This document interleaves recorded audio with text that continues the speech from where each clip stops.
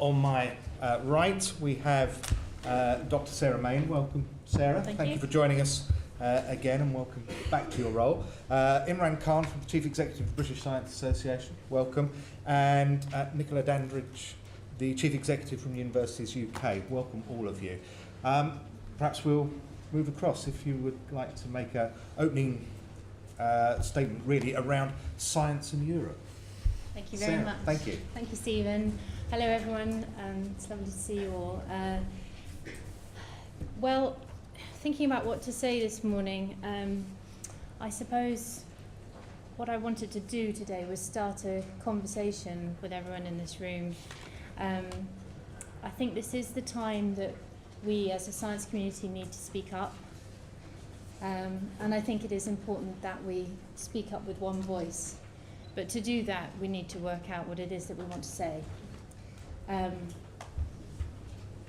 I personally believe that it's important that science, the science community, has a seat at the negotiating table as we move into the years of negotiations that are now going to happen. A lot of different parts of society, parts of the UK, will want a seat at that table. It will need to be a very big table. The Prime Minister has already indicated that, certain, given indications of certain people will be represented at that table. So on what basis does science deserve a seat at that table? Personally, for me, I think it's the single fact that almost a fifth of all the money that came from the European Union to the UK was spent on science, R&D and innovation. So I think it's on that scale of our relationship with the EU that we can argue for a seat at the renegotiation table. As I said, if we're going to ask for that seat, then we do need to know what it is that we want to say when we get there. So I'm hoping today to listen to you, and I hope today that we can all start to maybe hammer out some of the core things that we want to speak up for on behalf of science. Perhaps we can start by thinking about what made our relationship with the EU work so well for science.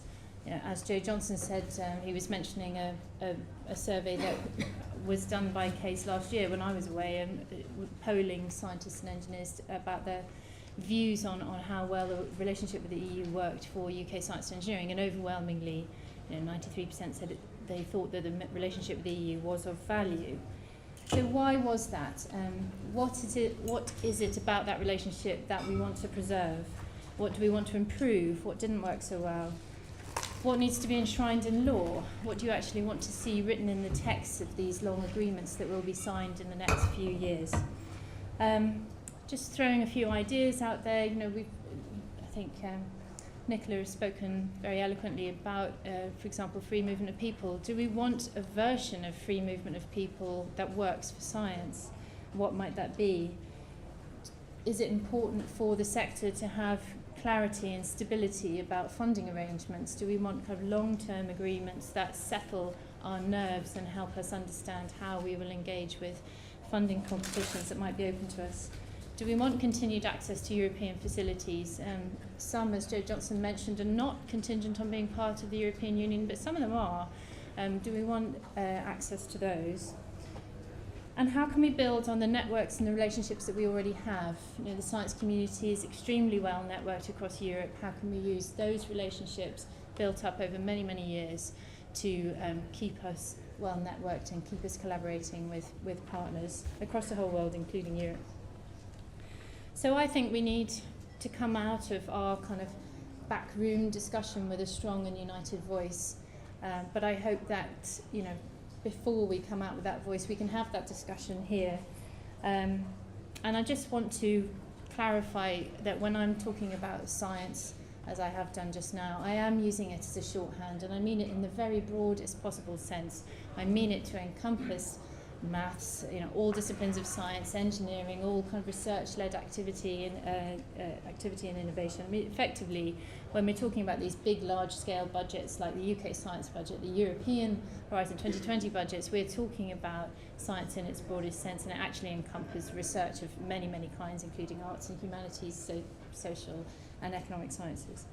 I also think it's important that the voice that we come out with represents not just academia, but represents science in its broad sense in all of the settings in which it takes place. So it takes place in industry, it takes place in research charities, it takes place internationally through our learned and professional societies, and I think all of those perspectives need to feed into our voice. So I'm looking forward to starting that conversation with you. There's one other point that I wanted to make. What I've said so far is focused on this kind of hardball arena of political negotiation, but I think reflecting on what Nicola has just said about this half of the public who responded with the Leave vote, it made me think about a speech I heard Danny Finkelstein make, and Danny Finkelstein was talking about electioneering, talking about the business of electioneering. This was some years ago. And he said that one of the most important things to remember when you are electioneering is that most people are not like you. And I think that, maybe if most of us, I'm making an assumption here, if most of us were kind of Remain supporters, perhaps we feel that quite acutely now, that most people are not like us. But it does give us pause for thought about how we as a community who are used to making arguments for science based on evidence, based on grand global arguments about impact and economic benefit and quite helicopter view, large scale arguments, how do we connect with half of the UK public for whom those kind of arguments perhaps don't really work so well, and how are we going to go about convincing people across the whole country that science is indeed valuable to them in their personal lives and something worth investing in. Thank you. Thank you very much indeed. Sarah.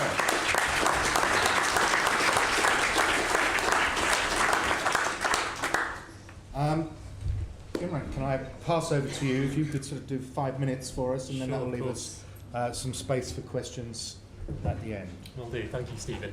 I just wanted to start by saying, firstly, what an amazing privilege it is for us all to be here today. I think you could be, forgiven that there's nothing else going on today, but in actual fact, this is probably, if there was a single links day where there could be an excuse for the Minister of State, the Chair of the Select Committee, members of the Select Committee, the Speaker of the House not to turn up and say there are other things going on, this would be the day. And the fact that everyone has turned up and shown their support for science, I think really speaks to the strength of affection and support and alignment with the scientific community that members of this place have, and indeed our political establishment has. So I think, apart from anything else, amongst everything else that's going on at the moment, all the uncertainty, all the concern, all the worry, that should be some comfort. And of course it's also a tribute to Stephen's immense organising and persuasive skills.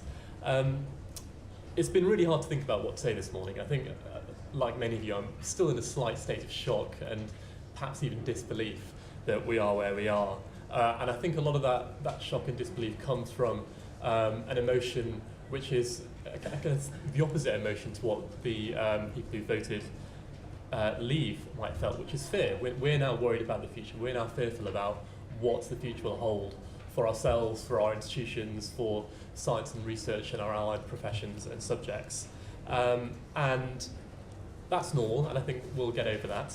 And I think Nicola Blackwood is very right to say that we shouldn't think this is the end of the world.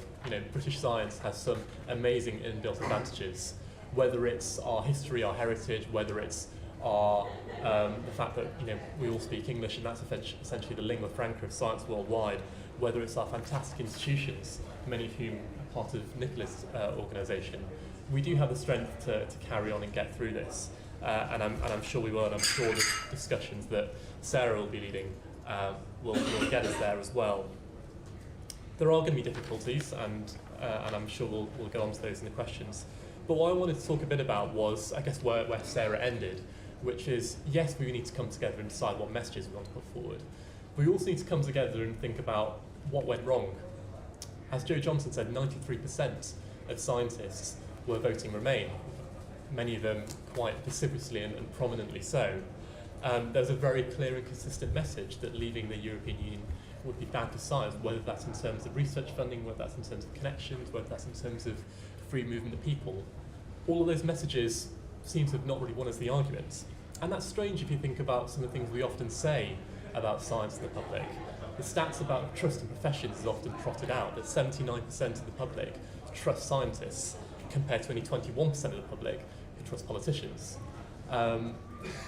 So if people trust scientists, and if science had a very clear and consistent message, why have we got the result that we did? And I think it's fairly obvious to say that either people didn't believe us, or more likely, they simply didn't care.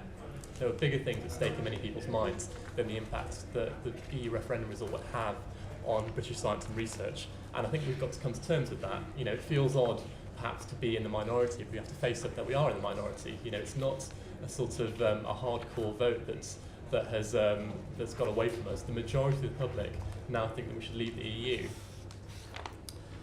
So where do we go from here? The first thing, as I was saying, is we need to kind of come to terms with the fact that ultimately science isn't really that big a deal for most people, which is hard when it is possibly the biggest deal for many of us, myself included. But we need to acknowledge that, and we need to ask, how can we change that in the future? The second thing is we need to understand to what extent and to what extent not has science managed to reach out. We've had very focused messages around funding and free movement of people. Was that the right way to do things? Should we be talking more in terms of values of science? You know, what kind of society is a scientific society versus what kind of society do you want to be, rather than just talking in transactional terms? And also there's a real thing about diversity, and Nicola touched upon this as well, the fact that many of the people who voted leave were disenfranchised, whether that's socially, politically, financially, or so on. And I think those kind of people are the ones you perhaps aren't used to seeing on university campuses, in scientific learning societies, in rooms like this. Have we done enough in our institutions and our sectors to say we want science, British science, to be representative of the British public? I'd ask that as a question for you to think back on. I think in the run-up to the referendum, we thought that the referendum result would be the end of a long discussion. I think we're now only beginning to realise it's the beginning of one. I think Sarah's right. We need to think about what the scientific sector's message is when it comes to the ongoing negotiations and elections and everything else that's going to happen in the next few years. But I'd say as a final point, I think we also need to think about what we do looking outwards. I think we need to think about what were the motivations of the people who voted leave? How did they perceive science? How do they perceive scientific messages? Do they care at all? And if not, what can we do to change that in the future? That's the thing the British Science Association is interested in. We're not a political organisation, we're not a lobbying organisation. We're interested in promoting science as part of culture. People who aren't scientists should be able to feel connected and as passionate about science as scientists are, and that's the message we've tried to take forward. If you'd like to join us in that journey over the next few months and years, we haven't decided what it's going to look like yet, but if you'd like to work at how can we reach out to the people that voted leave and understand what their motivations were, please come and talk to me. We'd like to hear from you. Thank you very much.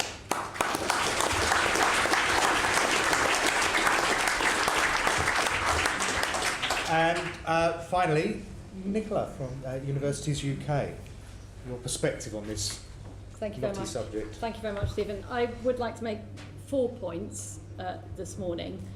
And the first, it's a very obvious one, but there is a reason why scientists and indeed universities were so vocal in supporting the Remain campaign. And that is because this really does matter. Europe really does matter.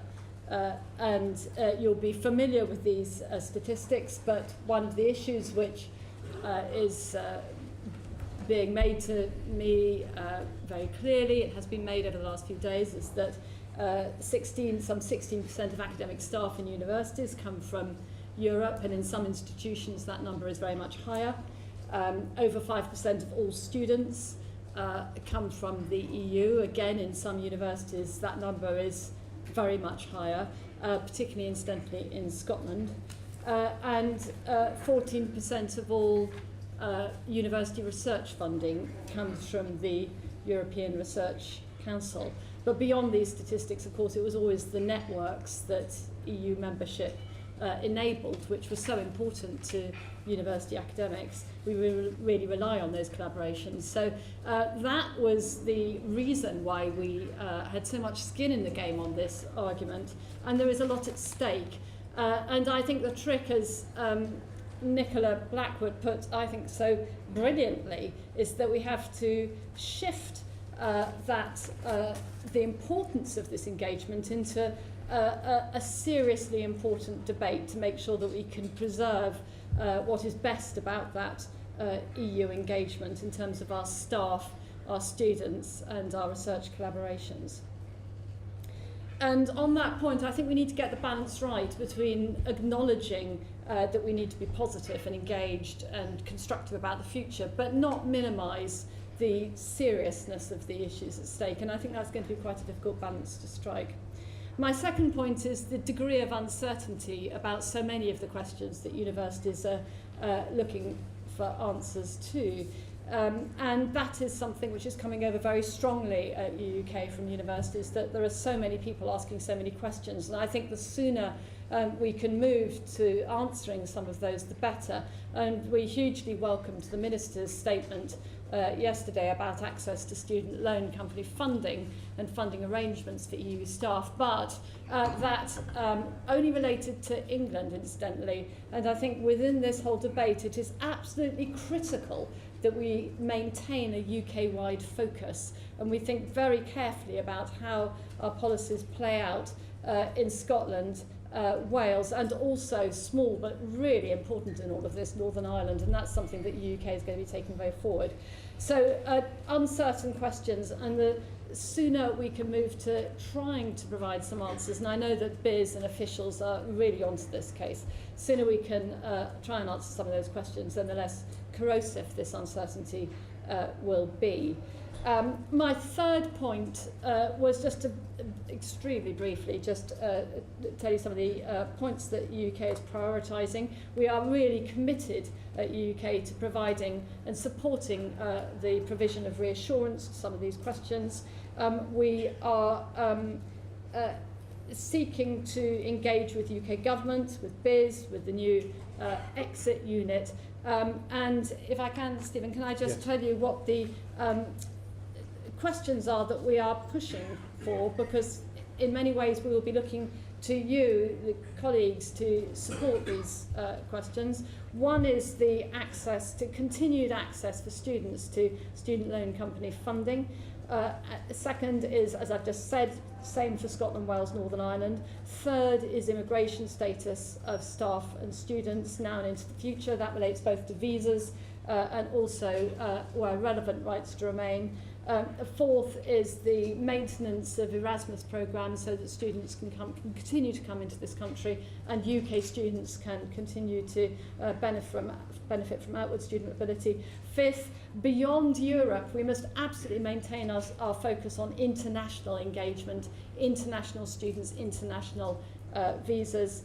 And then sixthly, there were assurances given about making up any financial shortfall by those who are promoting the Leave campaign, and we will continue to press those cases. So we will be engaging with UK government. We are going out to Brussels in a couple of weeks' time to try and open negotiations. We're not negotiating, open discussions with our European colleagues and with the Commission, and coordinating with the bodies represented in this room to make sure that what we say is consistent and coherent. We will, my final point, we will be looking to work very closely with all of you, particularly within the science community and also MPs. We are going to be sending out a briefing at the end of this week, which will set out some of these issues that we are prioritising. And I think as we move forward, the more that we can make sure that our cases are coherent and consistent, and that we work together in addressing some of these quite considerable challenges, then the more successful we are likely to be. Thank you very much indeed.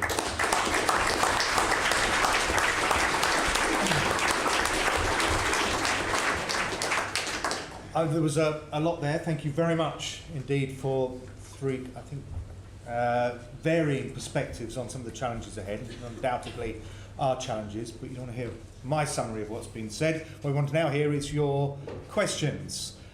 We have about 10 minutes or so for questions, but they do need to be questions. And so therefore, please don't think me rude if I ask you to get to the question and not make a statement. Otherwise, we'll just use up all the time. Are there roving mics? Is that? Yes, there are. Fantastic. There's one right at the back, so that'll keep someone fit. Okay, James Davenport, Institute of Maths and Applications. Much has been said about the maintenance of funding. What's very important is that it should be unconditional, and it not be a case that a UK participation in an EU project will then depend on the UK government saying, well, yeah, we like this particular project. Because if that happens, our partners will not write us in, because they don't want their project to be dependent upon a particular UK yes or no. That was the case for some countries in Europe 20 years ago, and it is a disaster. We need unconditional support for funding. Okay, thank you very much. I don't know if there was a question, but but it's a point well made. I don't know if anyone wants to respond to that, even if it's just to agree. Agreed. Agreed. Thank you. Any other questions? Yes, sir. Thank you. Can we have a microphone? 4 rows back. Okay, thank you. Max Headley, University of Bristol. Would you agree as a panel that it's actually very important in terms of our relationship to the members of Europe as opposed to the EU Commission that we emphasise the difference between the EU and Europe? I think absolutely, and as the Minister for Science was saying, Joe Johnson, that there are a number of European and indeed other international projects the UK is going to continue to participate in, CERN being the most obvious example. And I think it's clear that the UK scientific establishment does still want to have an international outlook, irrespective of our relationship with the EU. So absolutely, I would agree with that. Can I make one point on that? Yes, please. One of the things that was remarkable over the last few days is not just the emails that I've had from universities, but the number of emails I've had from European colleagues. It's completely taken my breath away, saying we really want to support you and work with you on all of that.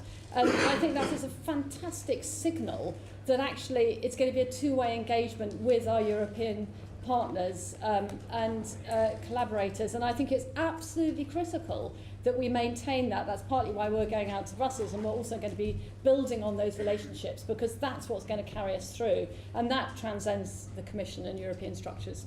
Thank the you very language much. needs to reflect that. Yeah. Thank That's a you. good point. I think there was a question in the second row, and then I'll come over there. Thank you. I'm Dougal Goodman from the Foundation for Science and Technology. One issue which has not been raised so far is the question of place. There are clearly enormous regional differences in terms of the outcome of the referendum. So will we be able to negotiate with a single voice, or will we find that in parallel Scotland, for example, is having a conversation with Brussels? That is a very good question. I feel it's more directed at me than as the politician on the panel. I think these things will unfold as time develops. It is still early days.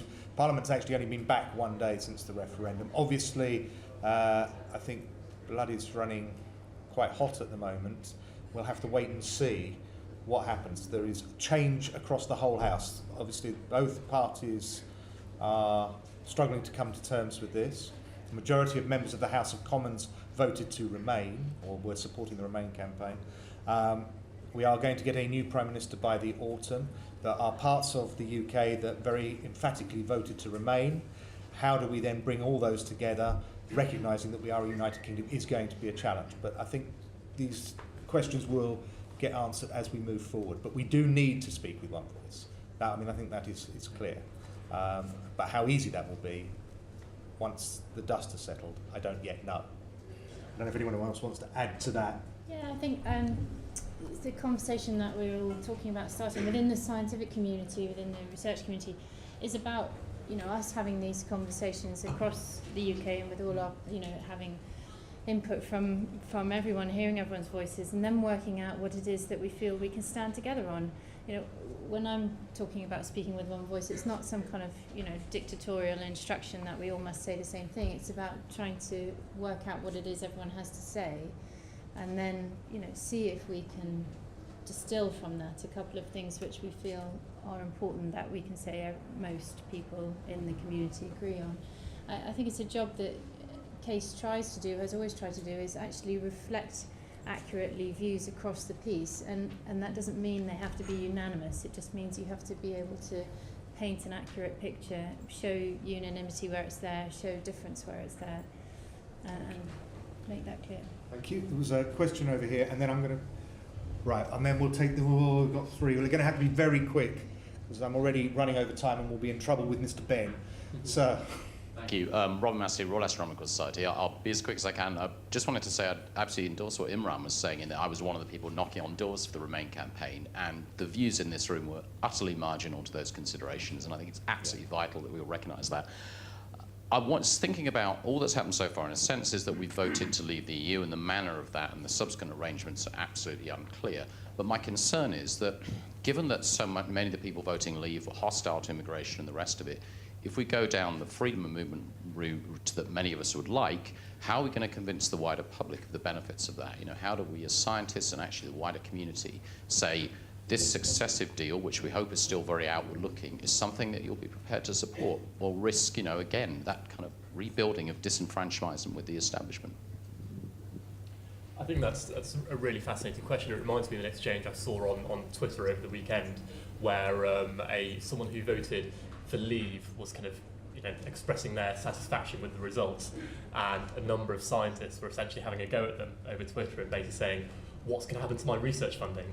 And I just thought, what a way to not build bridges, to say, you know, you stole my money and now you're going to, you know, and you've picked on immigration as another example of this, where clearly we know already that one of the single biggest drivers of the leave votes was concern about immigration. So if the scientific establishment turns around and says, at all costs we must protect immigration, at least for scientists, I'm not sure that's the best way to build bridges, at least in the immediate term. Clearly we need to protect our interests and protect the many scientists that come to the UK as immigrants, but I think it needs to be a slightly more nuanced and reflective position that we need to take, given the concerns of the other side.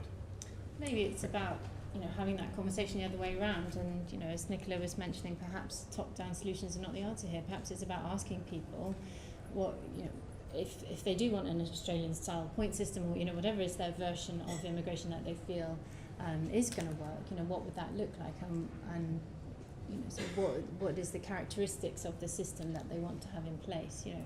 And I'm sure you'll get a spectrum of answers, but, you know, that move from we don't want anyone that's not a non-UK national to something that is more open to movement of people. Thank you. Right, I'm going to take this question here, and then I'm going to take one more at the back there, and then I'm sorry, but time escapes us. Hello, my name is Polina Bayval. I'm from UCL. One of the reasons that European collaboration is so popular and has such support is because of existence of instruments to allow for it to take place. I mean, sources of funding and the instruments under which this collaboration can take place. ERC is exceptionally popular with low overheads, European grants less so, with much greater overheads. Have you began the conversation or started thinking about how you will lobby the community for the next instruments to be put in place to allow collaboration within and outside Europe? Anyone want to? Okay, Nicola. I would assume that the answer to that is a straight no. I don't think anyone's started negotiations. I don't know if Nicola's... Not negotiations, but the thoughts of how you would put a process up to lobby the community, the participant organizations, of what kind of instruments we need to... I can answer that very briefly. I mean, that was very much part of our agenda before this referendum, and I guess in due course that will need to emerge as a continuing theme, but it's not, I think it's fair to say, our immediate priority, though clearly we do need to make sure that that's part of our ongoing discussions. Can I make one point about immigration? Because I think that's such an important issue, and the quite extensive polling that Universities UK carried out over the last year has demonstrated that actually the public's view is quite nuanced on this, and I think one of the great shames of this referendum is that it has polarised the public view. And I think what we've got to do is get back to that nuanced position where actually there was an acknowledgement that many immigrants have a huge contribution to make, just not everyone in an uncontrolled way. And I think if there is a way forward, it's picking up on that slightly more sophisticated and informed view than that maybe got lost in the referendum. Thank you very much. And very, very quick last question, if we may, and quick answers. Jonathan Seville, University of Surrey and President of the ICME. there is a danger, is there not, that EU staff working in the UK will start to think about extending their careers elsewhere in the EU, and that even more so that EU nationals will be thinking again about moving to the UK. Do we not need to make an announcement now about new schemes of fellowships and studentships for EU nationals to make sure that they are thinking about coming to the UK instead of making plans elsewhere? Instruments. Any thoughts? Yeah, I mean, we've had a few journalists ring in the office over the last few days, and this is the sort of thing that they're asking about. You know, is the impact of the vote on individual scientists that they are either choosing to leave the UK or either take their jobs elsewhere, or you know, what is that, you know, person-to-person impact? And I think you can see that, you know, today the Science Minister has done his best to set up reassurances that it's business as usual and that everything stays, you know, status quo remains. And I think the difficulty is that that's as far as he can go for now, and we don't know what will happen after the renegotiation, situation that we'll end up in. And also, we can't really influence the decision of people who are non-UK nationals about how they behave. So, you know, the uncertainty that's created about quite what position we'll get to in a couple of years' time has an impact on people around Europe, deciding on whether they wish to kind of either jointly collaborate with UK researchers, or whether they wish to be here or wish to be in another country. And you know, that's a very difficult thing to influence, and I suppose all we can do for now is, you know, reiterate, as Joe Johnson said, is that yes, we're open for business, we want to continue these collaborations, and you know, as far as possible say that everything remains as it is today. I think it's probably inevitable that isn't quite enough to reassure people, and that they will make their own decisions in a way that we can't really influence. You know, I'm sure people are thinking about their futures even now. Okay, I think that is the point at which we will draw this session to a close. I think it's clear that there is a great deal of uncertainty.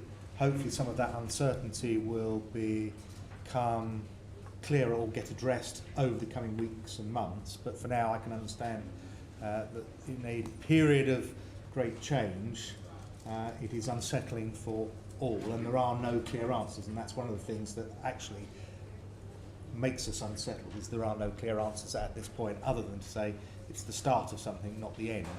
So thank you to my panel, to Sarah, to Imran and to Nicola. I'm going to pass over to Nicola Blackwood, Chairman of the Select Committee, who will chair the second panel. Thank you very much.